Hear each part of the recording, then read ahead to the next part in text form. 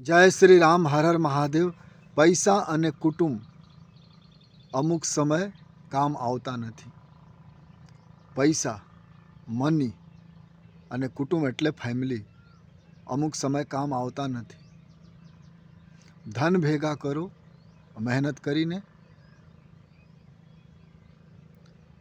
Proper income હો તો ભેગા કરો. ફેમિલી ભેગા કરો, પણ સાથે સાથે પુણ્ય ભેગા કરો.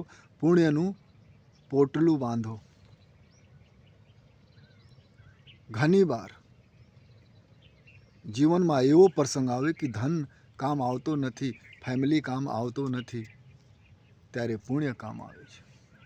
ઘણી વાર લોકો ખૂબ રોગી થઈ જાય, બીમાર પડી જાય, દવાખાનામાં જાવે અને ડૉક્ટરને બોલે હું ખૂબ પૈસા આપું, તમે રિકવર કરી દો. ડૉક્ટર હાથ ઊભા કરી દેવે, ત્યારે પુણ્ય કામ આવે છે. ઘણી વાર જીવનમાં એવા પ્રસંગ બનતા હોય તમારા જીવનમાં કે તમે ખુદ કહેતા હોય કે હું કોઈ પુણ્ય કરેલા છું તો બચી ગયેલા છું.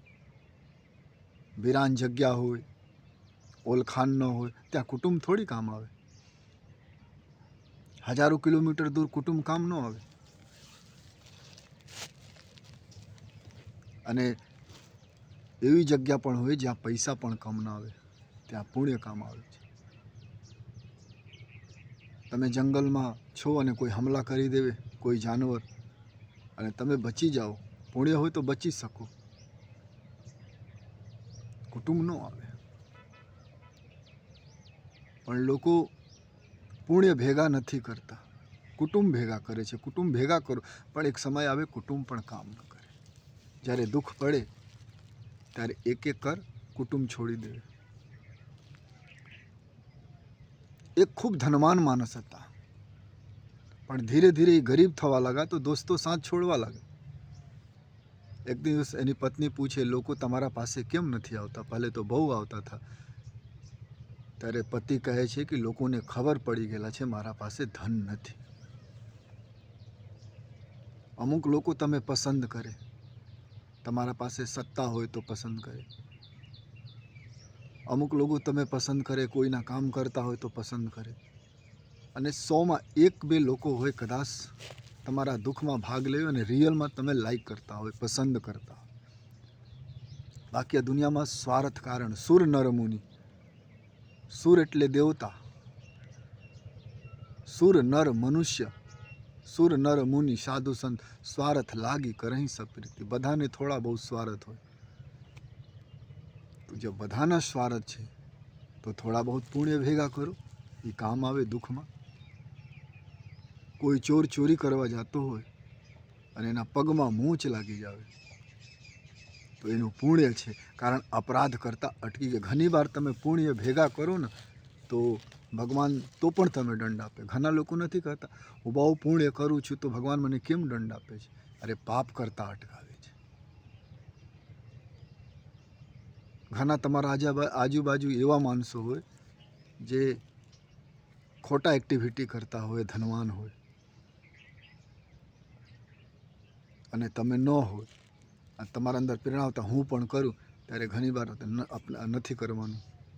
કોણ? તમારું પુણ્ય પાપ કરતાં અટકાવે છે.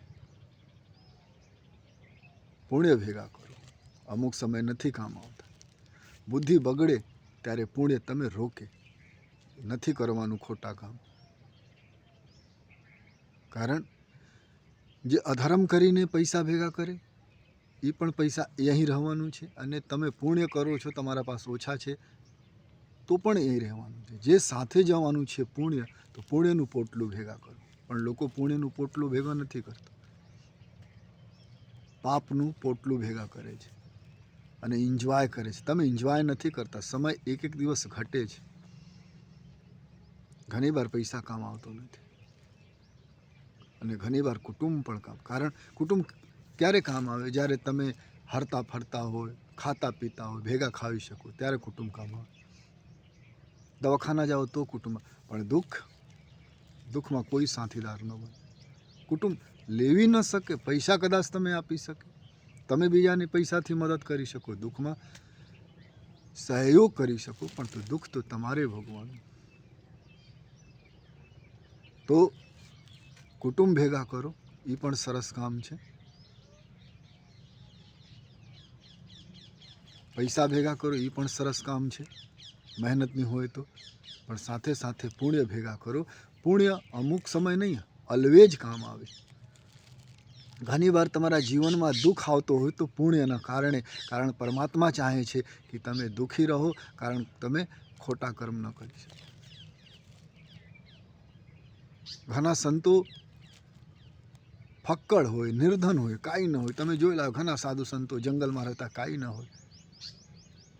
તો ભગવાનની કૃપા છે સાહેબ, કારણ ભગવાન નથી ચાહતા કે એને ધન મળે અને એ ગલત રસ્તા ઉપર જાવે, કારણ કે એનું છેલ્લું જન્મ છે. પરમાત્મા પાસે આવે, મારા પાસે આવે. ઘણા પુણ્યાત્મા પુરુષો હોય, દુઃખી હોય, તો સમજી લેવાનું ભગવાન નથી ચાહતા એ ખોટા કર્મ જાવે. આ જે જન્મમાં છે ભોગી લેવે, કારણ એને તો મારા ઘરે આવવાનું છે.